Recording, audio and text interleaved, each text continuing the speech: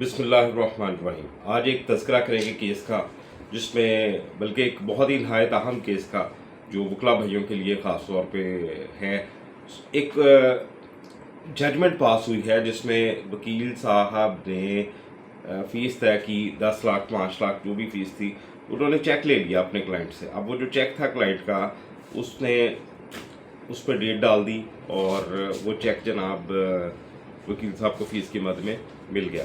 अब जब वो चेक मिल गया तो केस डिसाइड हो गया, केस का फ़ैसला हो गया।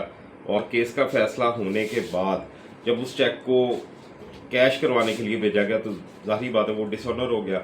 और डिसऑनर होने के बाद जब ये मामला वकील साहब ने उठाया तो इस पे 489F का जो ऑफेंस था वो बनता था। अब ये जजमेंट में भी थोड़े से फ्लॉज हैं।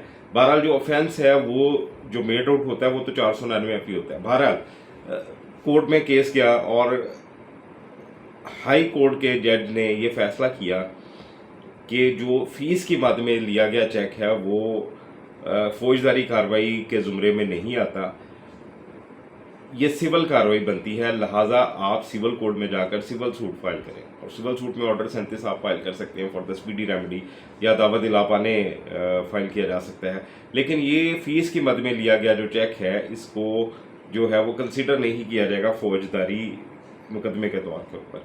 तो बहरहाल ये मामला है। अगर आप भी कभी किसी मुकदमे में चेक लें तो ये ज़रूर याद रखें, या तो उसको फौरी तौर पर कैश करवाएं। अगर आप उसको फौरी तौर पर कैश नहीं करवाते तो अवॉइड करें कि आप कैश में ही अपनी फ़ीस जो है वो वसूल करें। और